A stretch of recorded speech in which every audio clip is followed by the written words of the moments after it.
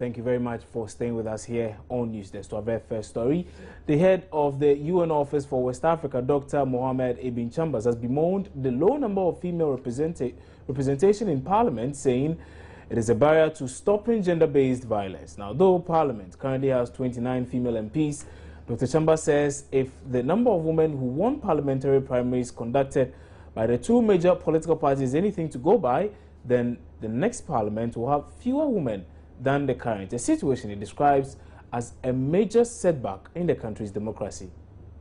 I lamented the rather low numbers of females. I mean, the two major parties in this country, nobody needs to tell you, are the NDC and the NPP.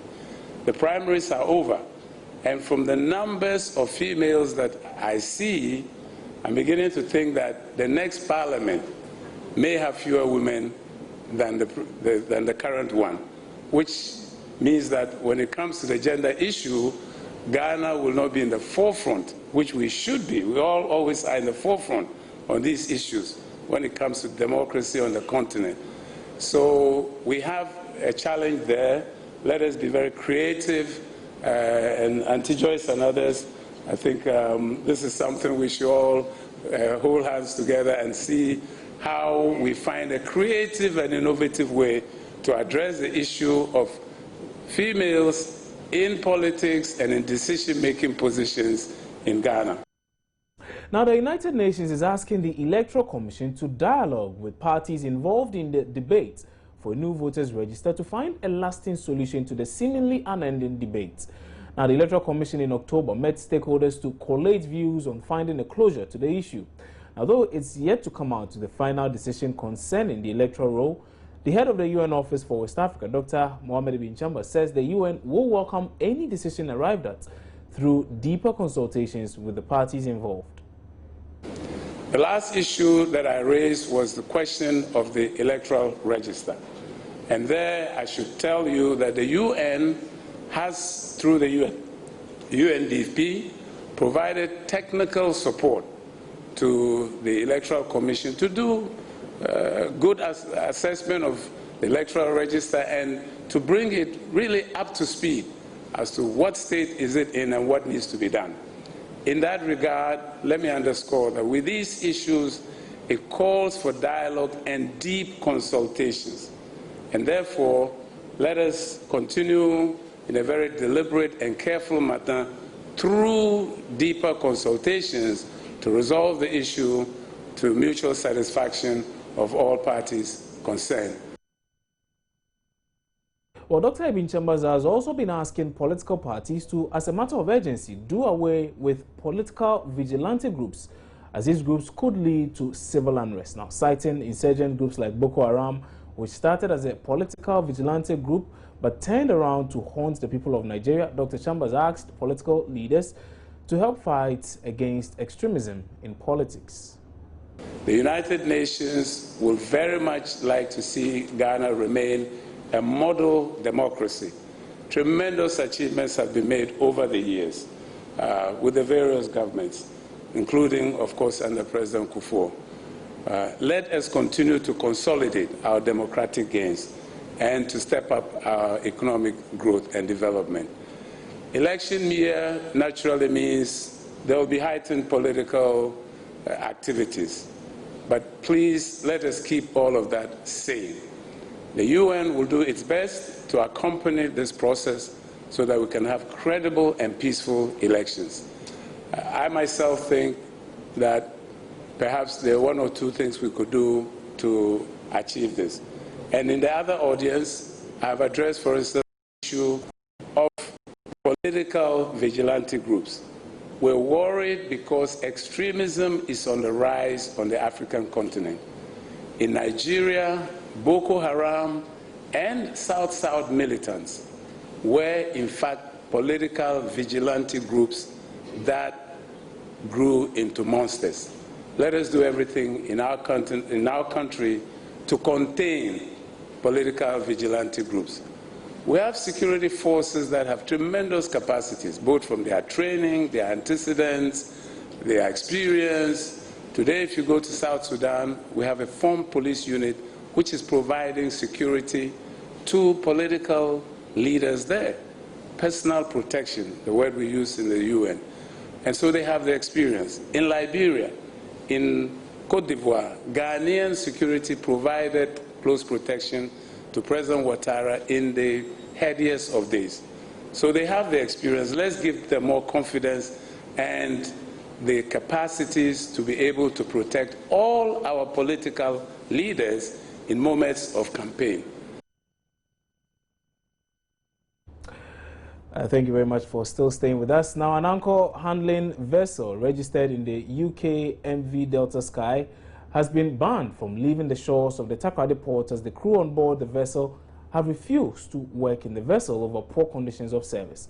The 5 crew, made up of 1 Nigerian captain, 2 Indian officers, 1 Ghanaian chef, and a Beninese steward, are currently stranded and struggling for survival at Takoradi as the employer MS Prime Gulf International UK Limited has threatened them to leave the ship and move to their various countries without their salaries.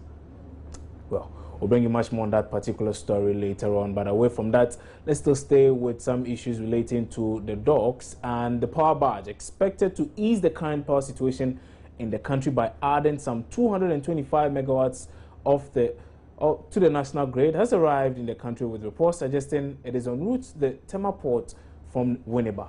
The barge, which is being towed at a speed of 5 nautical miles, is expected to dock at the Tema port on Saturday afternoon. Correspondent Francis Waja joins me now on phone with some more on the status of the power barge. So, Francis, good morning. Thank you very much for joining us.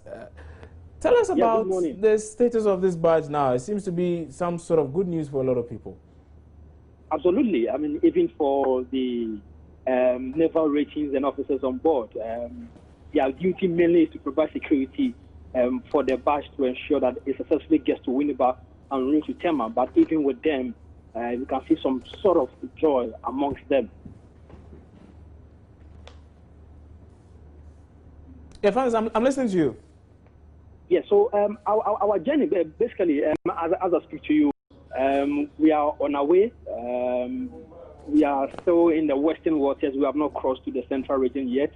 It is expected that when we get to Winneba, and another team from the Eastern Naval Command will take over the barge. Like I said earlier, the Western Naval Command is here basically for security. And then about an hour ago, they spotted a vessel which they felt was a security threat to the barge.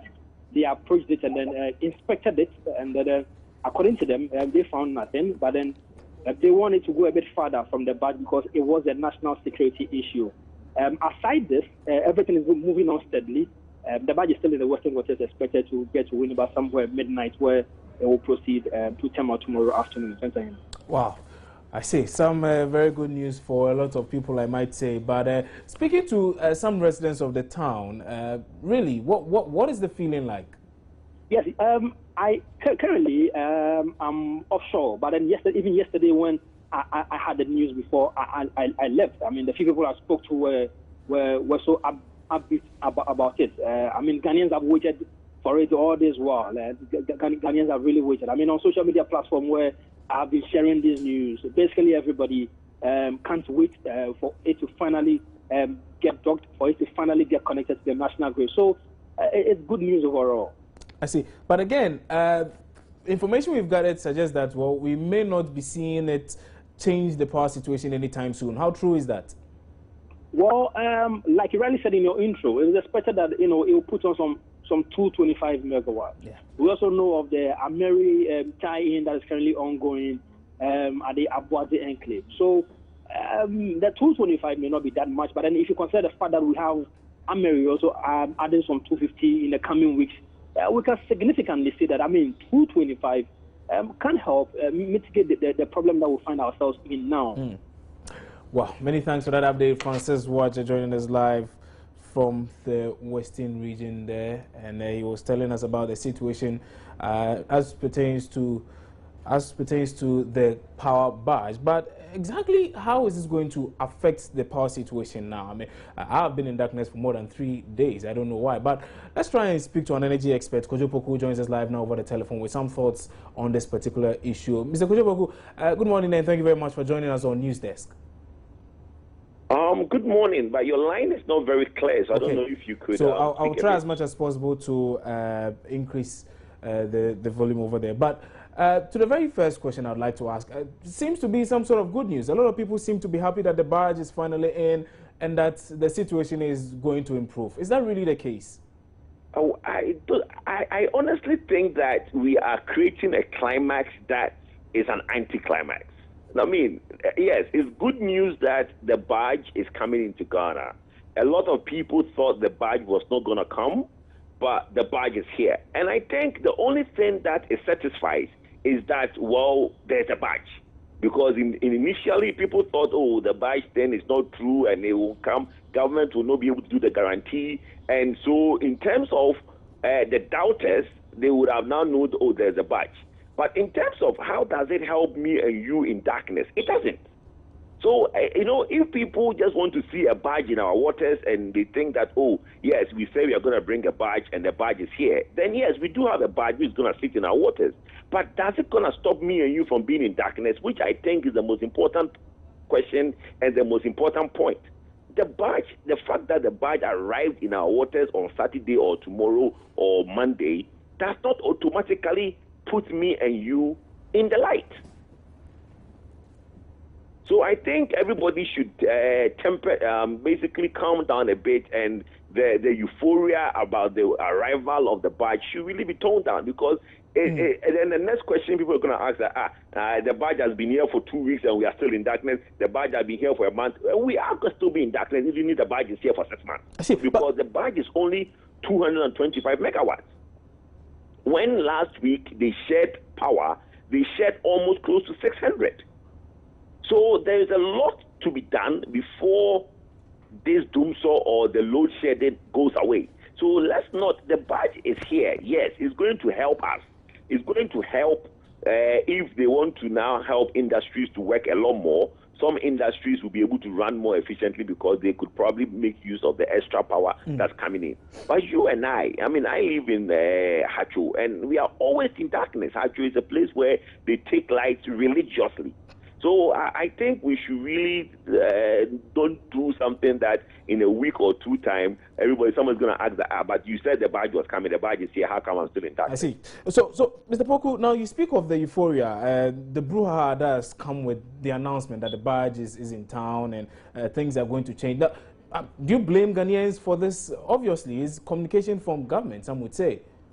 Well, I don't. Why would I blame a Ghanaian? What a Ghanaian wants, me being a Ghanaian and you being a Ghanaian, what we want is to be able to go home, switch on our light, and our light will come on. The whole issue of the barge coming in, some people were tracking it online and all that, I think is just overreach.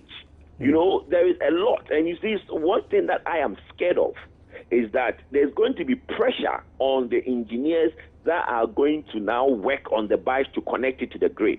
Okay? Because now that people are beginning to track the progress of this thing on the daily basis, it's going to get to a point where if, let's say, a month down the line, the barge has still not been powered on, people are now going to do a whole new segment on, 1 month down the line, the barge is not on. And I don't see why we should. And I blame the politicians, because they are the ones who are making so much noise with these barges and all these things. If you can solve the problem, solve it. Let us have light. Let's stop all these. The barge is in Ivory Coast, the barge is in Takrady, the barge is in Tema. We all know the barge is going to be in our waters, but does it solve the problem? No, it does not. Let's come to the crux of the matter. Now, some say, for instance, that the problem we've had this whole time does not have to do with the capacity. It has to do with money. Because, for instance, gas from Nigeria, we are told we owe them some $100 million or so, about $150 million. In other quarters as well, we do owe quite a number of other people, and we're unable to pay for such things. Now, this barge coming in, obviously we need to fuel it. Obviously that brings to probably the same problem we've already been facing this whole time. Well, you see, at any point in time, this power crisis has taken a different turn. It started off with certain problems. The problem that started 2 years ago is not the same problem that we have here today. I'm sure you remember very well before Ghana Gas came on stream. Everybody was like, oh, we Ghana Gas. Ghana gas. Then eventually Ghana gas came. And we are still in the problem because before Ghana gas came, we were in darkness. Load shedding was on before Ghana gas. And one of the things that was hailed as a solution to the problem was that when Ghana gas comes online, the doomsday was going to go, the load shedding is going to go away. Ghana gas has been online for 2-3 years now, and we are still in the same problem. The same thing is going to happen with this arrival of the barge. The issue of money, yes, in the background plays a lot of role because some of the issue with NGAS, which is the WAPCO, West African Gas Pipeline issue, is that we need to pay our debts. The Nigerians, from what I'm told, have decided that what we owe is owed, but what we are going to take now should be cash and carry. We don't have the money to do cash and carry. So I think Asogli is the only one who gets WAPCO gas now because I think they are able to pay for it. VRA does not have the money to be paying for light crude to power some of the plants. So those ones are also down. So in the long term, yes, you need money to be able to fuel some of our thermal plants that we have. What we all should pray for is that we should hope that in the near future, Akosombo gets filled up and that can also contribute its quota. With water in the rivers, we don't pay for it. So that one is free fuel. But the thermal, going for thermal, you have to pay for your fuel before you can generate. And that is where money plays a very important role in that generation. So as things stand now, what is really the way forward, really, to just solve this whole power crisis? What is the way forward from where you sit? The way forward is tricky in the sense that are we talking about resolution in the short term, today, tomorrow, or are we going to accept the fact that we have this situation and we are going to tackle it for a medium to long term? I think one of the things that the ministry, which is the Ministry of Power, tried to do was to have a two-edged sword. Try to do something which is how the power badge and all these things came into play, and try to use those as a short-term measure, and then in the long term encourage a lot of private sectors to build a lot of plants. But my problem with the thermal, you see, we are all geared towards thermal, which is, to me, is a problem on its own. Because all the plants that are coming online, you now realize that we don't have enough gas to power all these thermals that are coming on. Okay? So then the issue becomes in that what are we going to have as alternative fuel? I think in the short term, we should basically encourage government to be doing what they are doing, which is basically bringing in some of these barges and making sure that the engineers do the maintenance that they are supposed to do, not to put us in longer term of darkness in terms of when they have to do maintenance. Because if they don't do the maintenance when they are supposed to do them, the parts will break down, and then it means that the generator will be down for a longer time. So that is what the ministry is doing, and we should encourage them to do that. In the long term and medium term, I think the government should really take a holistic view in which way is it for Ghana. Are we going to sit down and get thermal to be part of 80% of our generation mix, or are we going to look for alternative fuel, renewable energy, which could be anything else from nuclear to other solar in embedded communities and stuff like that? Seeing the measures put in place by government so far, from where you sit as an expert, when is it likely that this real situation is going to be a thing of the past? It's difficult to say, my brother. It's very difficult to say because we are relying on a lot of moving parts. And when any of those parts doesn't move well, you have a situation on one end. I honestly think that it's gonna be gradual. We are not gonna have a one time where we will all wake up and doomsday is no more. I think it's gonna reduce. We're gonna get to a time where before we were like 12 hours on, 12 hours off. Now we are 24 hours off, 12 hours on. I think it's going to go down. We're going to have sometimes where you'll be off for 6 hours and you come back on, and gradually it would be phased off. But I don't think politicians should be too quick to give a deadline on when it's going to happen because, look, it doesn't solve the problem. If you give a deadline, you only put pressure on yourself. I see. So finally, before I go, well, since you speak of deadlines, the Prime Minister did give himself a deadline that by December we should see a substantial improvement in the power situation in Ghana. Should he be sacked like others are saying. Obviously, he said he should be sacked if he's unable to do that. You agree he should be sacked? I like the way you have really changed what the man said. The man did not say that we should see a substantial improvement. The man said he is going to stop load shedding by 31st December 2015. And that's going to be a substantial improvement in the situation. Well, the substantial improvement is stopped. I don't think, to me, it was a statement that was not necessary. You know, your mandate as a minister is till when the Republic ends, which is in January 2017.